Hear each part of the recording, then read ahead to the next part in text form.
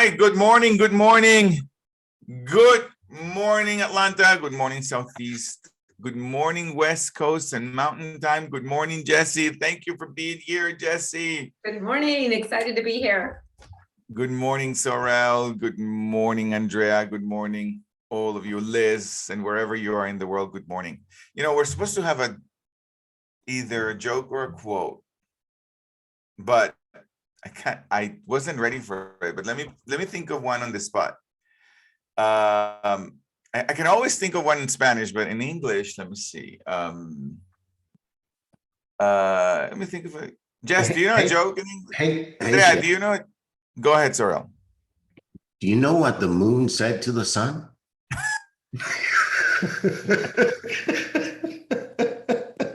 What did the moon say to the sun, Sorel? Oh, look at you. You're so big and you can't even come out at night. Love it. I love it.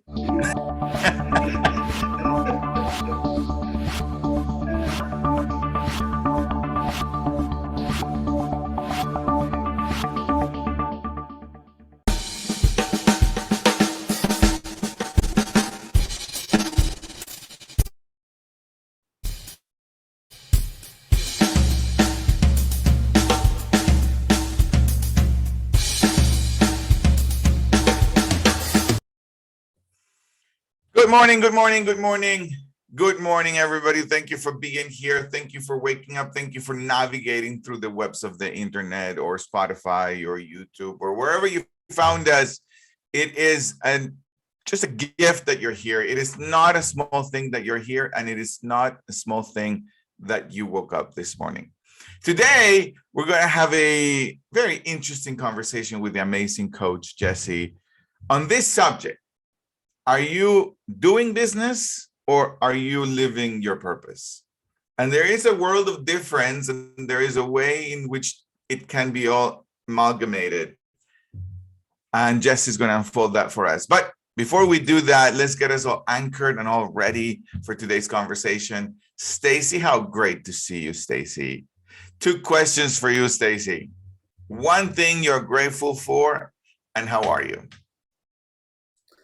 I am how I say that I am, and I am operating in the wonderful, blessed, and prosperous day that God has already made.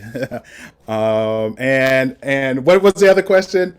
What was the other question? Who am I? What are you grateful for? What am I grateful for? I am grateful that my fiance is back at work for her very first day back with her students, and that she is having a wonderful, wonderful day. I love it. Thank you, Stacy. Love how you love. I love how you love, Stacy. I love how you love. Andrea, good morning. 2 questions for you. How great to see you, Andrea. Where are you and what time is it? Where am I, Gio? The only place I can be. Here. And if I move there, I'm here too. And the time is now. Here and there. So that's it. Here and now. Thank you, Andrea. I love it. Jessie, last question for you, Jessie. Who are you going to hug today, Jessie? I am going to hug my daughter and my dogs. Dogs. Thank you, Jessie. I am excited about today's conversation, and most of you already have had an opportunity to know Jessie, but I'm just going to say a few things about her life, and it really is a tip of the iceberg of the contribution that she has been to thousands of people. She has helped thousands of high performance individuals from all walks of life and stress, purposelessness, and finally have fulfillment with over 19 years of massive research in human development, certifications, heart intelligence, emotional intelligence, mindfulness, and shamanic teachings, and 15 plus years of experience and executive in the corporate arena. Jessie helps clients gain freedom from constant self-doubt and judgment, annihilating the pain and turn it into purpose and passion so that they can live their life with an unshakable joy and fulfillment.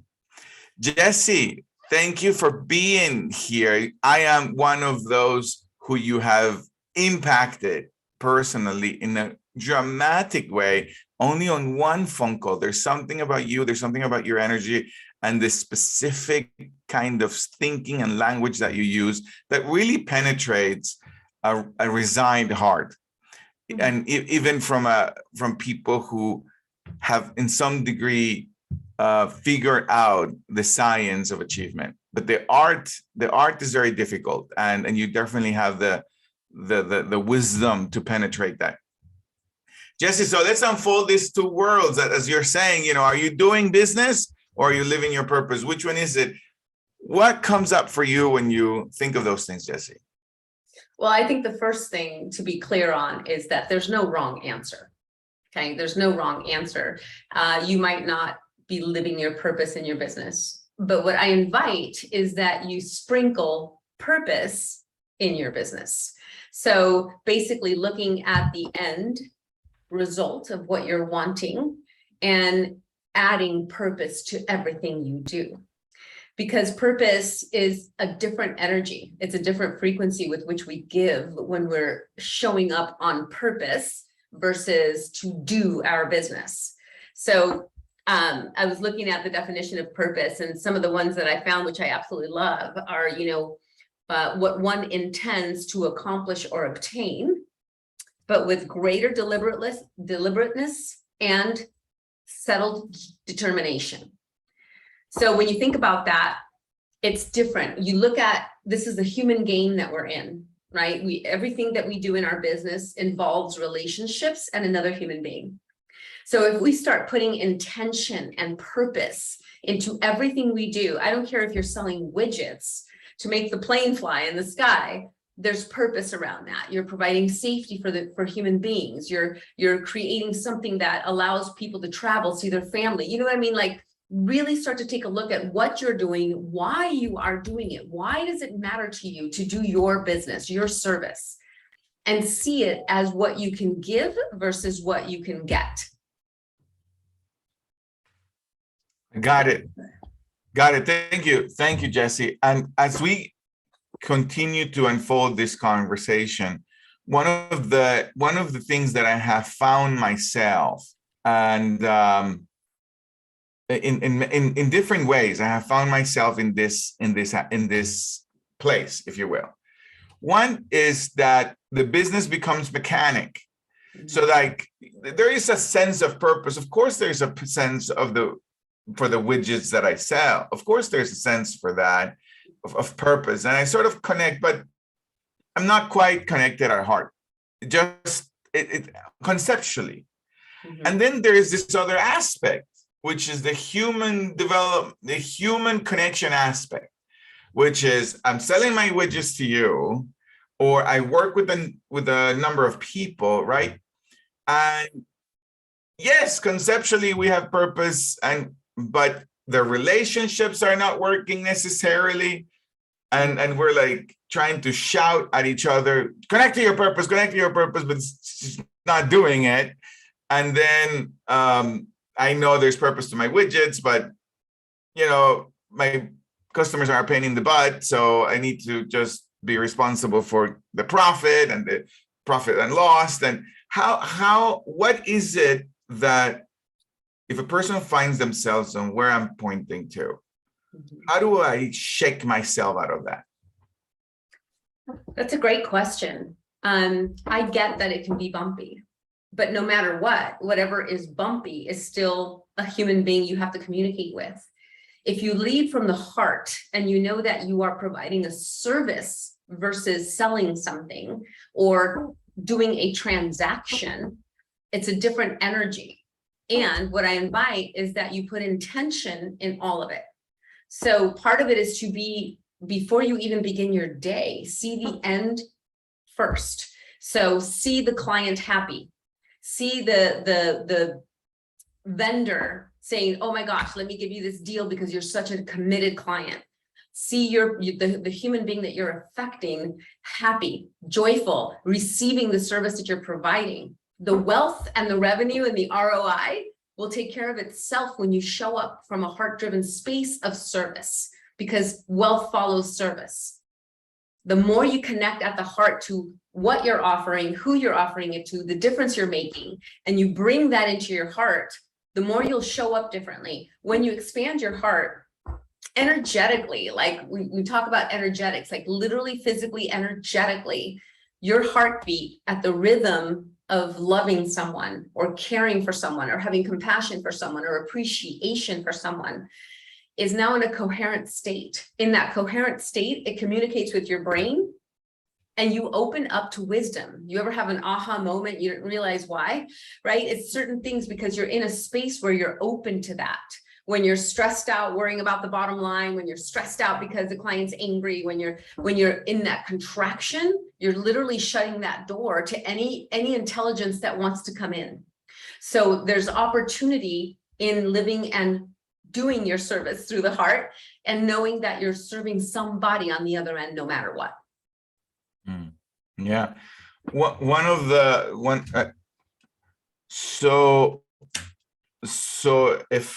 So I'm right here, right? I have my business or I work with someone, and most people are operating, if you will, on stress, on overwhelm, pushing through, let me get my coffee in the morning and then let me get my this in the afternoon, or let me get my pill to chill out, or maybe.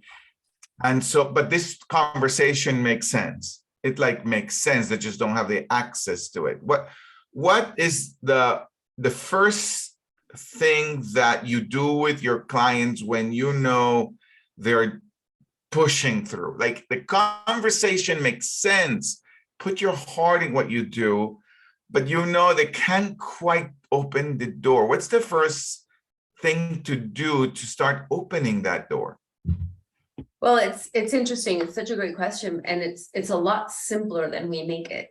We think we don't have time. We think, we got to rush. We're always in a rush. Lord knows society tells us that if we're not gripping the steering wheel and drinking 5 frappa somethings, we're not working hard enough.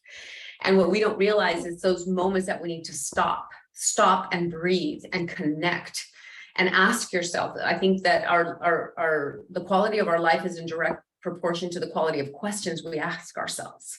So if we can ask ourselves the question, whose life will be better because of me today?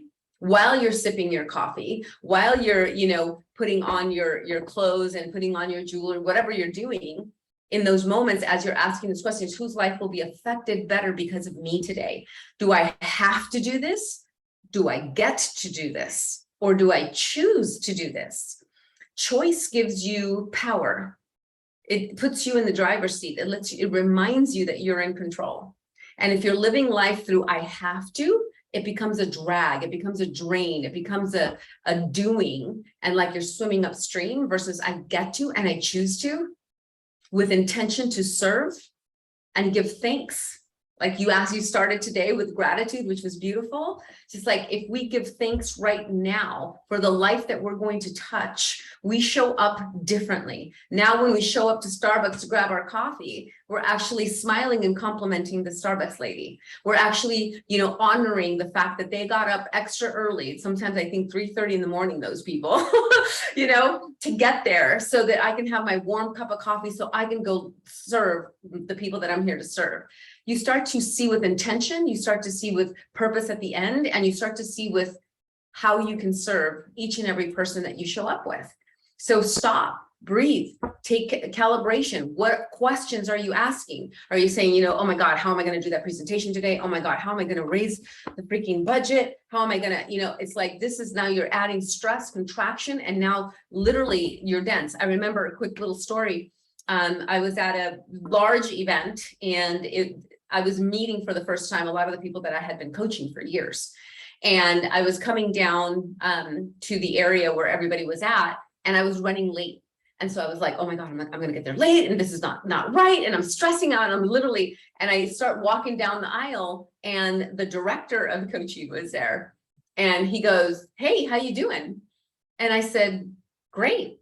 And he goes, well, that's awesome. Would you tell your face about it? And I'm like, I was coming down and my face was so tight and so tense because I was just like freaking out, stressed out, wondering if I'm going to be late, and how I'm messing things up, and just the quality of my questions were really poor. And so it shows in your energy. Now, all of a sudden, my face is tight. I'm like, I say I'm doing great, but my face is tight and clenched, and I'm not allowing any wisdom to come in. So we have to really take a moment to breathe, stop, take inventory. What questions are going on? You can do this while you're getting dressed, while you're in the shower. Whose life will be better with me today? Think about who you have on the calendar, who you're going to connect with, how you're going to speak to them. They are somebody's father, they are somebody's brother, they are somebody's friend. They're a human being. And when you start to show up with the lenses of how I can serve them, it's a whole different energy and a whole different intention that goes into everything you do. Well, absolutely. That stop, breath, and be mindful, be aware of what is the question I'm asking myself? What is the right question I need to ask myself? What a powerful practice, what a powerful habit to create for oneself. Jesse, one of the things that for the most part at the Daily Huddle, we notice is that people who show up, they want really big results in their lives. Mm-hmm. And one of the things that you share many times when I was part of your coaching was massive action. And so how do you give, what is the direction, if you will, in the context of mindfulness, or however you want to direct this question? What is the direction that to anchor oneself from stop, breathe, look at the question, so I get to choose what I'm doing, right? I get to do this, or I choose to do this. And what's the direction to unleash massive action? And in the process, for most of us, or at least for myself, I guess, not sabotage myself by, overburning, overwhelming, and then shutting down again. What is the direction you give so that massive action is there and sabotage is not there, or overwhelm is not there? How do you manage that with your clients? Well, there's two words that I'd like to sprinkle on top of taking action. And it's part of the step. So the first step is to stop and visualize your client. See them giving thanks for the service you provided. See them enjoy, appreciate, oh my God, thank you, thank you, thank you. I don't know what I would have done, Gio, if you didn't guide me this way. And hold that in your heart. Breathe that into your heart. And then the second step is give thanks. Thank you, thank you, thank you, God, universe, whatever, for bringing me this beautiful soul that I get to serve today. And the third piece with action is that now you can take inspired, intentional action. So when the overwhelm starts to set in, when you start to get stressed out, again, stop, take a deep breath. Always start with the outcome first. What was my outcome for today? My outcome was to touch and serve, 5 people today. So when the overwhelm starts again, okay, stop, take a deep breath. I'm getting caught up in the doing and in the how versus connecting to knowing that I'm going to provide a service to this human being. So I'm inspired. That inspiration to serve that fellow human being is something that lights you up. Like I imagine every time for me, when I get overwhelmed or when I start to feel like, oh my God, there's my mind literally on autopilot wants to go, it's too much, it's too much. That's the words that want to come into my mind when I feel like I'm overwhelmed. And so I immediately stop when I hear that voice saying that. And I imagine my client. I see, him or her, like with her, I see her in a beautiful home where everything looks pretty. She's all decked out, but she's staring at the window, wondering how her life got here. And she's uncertain, she's unhappy, she's sad, she's apathetic. She doesn't even know where her husband is. Or the gentleman who is living his life, he's doing good, but he's in the basement Googling the life he wish he had. And he feels empty inside. And when I think about that and I bring them back into my heart space, I get back to inspiration, I get back to intention, and I get back to inspired action. And now it's not about me. It's about what I get to do to serve that person that's in suffering. And so I want to make sure that I bring them into my space because the outcome first. And when I think about the outcome of serving them, then I can handle all the other stuff. Overwhelm is just our way of wanting to branch out everywhere. It's just one step at a time. What is my outcome? What's one step I can do right now to get me closer to that outcome? But then it takes it out of me. You see what I mean? And I 3 words that are super powerful that helped me in a moment that I was going to speak to like 300 people. And it was the first time I'd ever done it. And I was terrified. And I called my mentor and I'm like, because I realized how much they had invested. They had invested a ton of money and they were counting on me. And I was just like, oh my God, this is my first time. And I was like, I for the most part, I felt really good about it. But then I was like, oh my God, oh my God, oh my God, I got to go out there. And I called my mentor really quickly, like backstage. And all he said was, oh, that's easy. Just focus on them. And I was like, oh my God, brilliant. Like, that's literally all he said, but it drove me because when I focused on them, those 3 words, I invite you right now, focus on them. It took me out of me. It took me out of any fear. It took me out of any contraction because all I was focused on was giving them the outcome they came here to get. And then it just flows. Trust that you know more than you probably give yourself credit for. Trust that you know more. So one of the things that I'm hearing for those of us who are looking for 100 clients, 1,000 clients, like the one you're pointing to, right? A version of our ideal client, right? But that what I hear in what you're saying is focus on the value to one. Yeah. So that I'm not overwhelmed with, but I need 1,000 of them. Right. But focus on the value to one. That way my heart can align on the value and the purpose for that one. And the energy of the value I want to create can stay in action for the opportunity of the massive action, right? Is that what I'm hearing in what you're saying? Yes. And trust that if there's one, there's a million. You know what I mean? Like, and so when you start to think about that one human being, because here's the thing, it's like, people get concerned because, somebody will write a negative statement on Facebook about their ad, or, they are naysayers out there. But if there's one human being out of 1,000 that says, oh my God, what you said just changed my life, or, your service did this for me, isn't that enough? Does that one life matter? You bet it does. Yeah, that one Jessie, life. I can see it. We're currently, as you know, we're currently trying to put together, we're putting together a conference for transformation for Latin America in Houston. And there is a massive action going on behind the scenes. The results are not the ones that we want yet. And so I'm operating on stop, breathe, question, quickly. and looking for, okay, what else do I need to do? But what this conversation, what's giving me access is that I haven't really looked at that one person yet. I haven't really looked, well, who is that person in that basement, or that person, that lady looking out the window that I know will be positively be impacted, and she is looking. And so I haven't actually aligned myself with that kind of love, with that kind of value, that kind of power to create my ads, to invest in my ads and in my copy, in my words, based on that love. So I can see, based on the conversation we're having, on how this mindfulness to stop, breathe, question, just really anchor myself with the purpose, allows me to create this space for the massive action I want to take without the overwhelm of who else. It's just one. But the ad would let me get to many anyway. Very much. Very much. And it makes you realize, like I usually tell clients, so Gio, is there somebody that you have served with what you do? Yes. Is there someone in particular that stands out? Yes. Okay. Tell me a little bit about that person.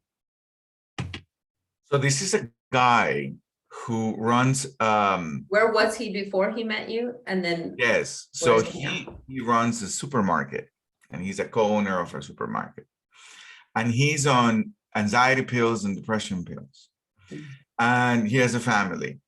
And before we started working, he was in a downward spiral of success, but no meaning to, no purpose to it all, and a royal mess everywhere he was emotionally, with his clients, with his employees, and after working with us, his life is completely turned around, and he's opening his second supermarket, and it's just an unbelievable turnaround story. So that's someone I have in mind, and like that, it's just many. so what do you feel when you tell that story? And when you see him now, when you look him up and you see where he's at and the accomplishments that he now has, what do you feel? Yeah, he just went to Mexico, and he brought me a bottle of tequila and all of this stuff. He was so grateful. What I feel, it's privileged to be able to be part of his life. That's how I feel. Yeah. And what else? When you see him thriving? A sense of fulfillment that the work makes a difference, a real difference in someone's life. It's a very profound feeling. See, with that emotion, you become unstoppable. So I say, take that person's name, because he's one of many, and put him right on your computer. So when you speak, when you write, when you do an ad, when you're doing Facebook Live or whatever, you're just speaking to him, because there's versions of him all over the place. But what he does for you is he amplifies your heart. He amplifies the feeling, like you said, you feel privileged, you feel fulfillment. You know you're making a difference, that it matters what you're doing. Now your heart is expanded. The frequency of your heart is now in love. That is far more potent than your brain. It's 100,000 times stronger energetically and 5,000 times stronger magnetically. So now you are an energetic magnet to your clients. It's not about, I need to go find 1,000. I'm just speaking to him. And now my heart is connected to all versions and aspects of him in other people. It makes it so much simpler, because we get so caught up. Beautiful conversation. I've been hugging you, Jess. I always want to take advantage of the time with you. But if you have a question or a comment, feel free to raise your hand. We have maybe time for one or maybe even two. Jessie, thank you. Thank you. That was just really potently clear for me on what's been missing that could make a difference in exactly where I am right now in my life. It's so great, Jessie. You always show up. You notice that for Tampa, you always showed up, and then everything changed at that moment. Go ahead, Andrea. Thank you so much for the discussion between you, Jessie, and Gio. Jessie, I have a question. This idea of purpose and mission and vision and using it for your benefit. Have you seen anyone, or have you recommended to any of the people you coach using purpose for you to make decisions in your life? It helps you ground. How is the relationship between purpose and decision making? I love that. I think it's awesome. Again, because purpose has more feeling, it has more intent, right? So in making any decisions, and again, always, and my kids will tell you this when they're like, Mom, I don't know what to do, blah, blah, blah, blah. I'm like, what's your outcome? What is the ultimate outcome you want? Start with the end in hand. What is the end point that I want with this decision? Do I want to, I want to travel and visit family. What's the end result? What am I really, really wanting? I want connection with family. I'm gonna book my flight. You know what I mean? Like, start with the outcome and the purpose. Why is it? That why is everything. Like, why do I want to go? Why do I want to, work with this client? Why do, like, really bring that purpose into decision making with the outcome at hand? And it's a whole different thing. You'll find the truth lies right here. It's not always here. Our logical mind wants to compartmentalize everything. But when we bring outcome and purpose into it, we know like, oh, you know what? That might not be the most logical decision, but it's the one that is purpose driven and will really expand me. And you trust that that decision will often get you even more results. You just didn't know it. Yeah, so yeah, in decision making, I think it's absolutely powerful. Wow. So much trust in intuition. So difficult for me. My gosh. So difficult. You know, you're not the only one. Where my brain goes about my intuition, this is where my brain goes. And it's obviously not true. It's just where my brain goes. Because you're trying to brain into it. Yes, this is my brain and my feeling says, if you trust your intuition, you'll probably end up in Vegas and losing all your money.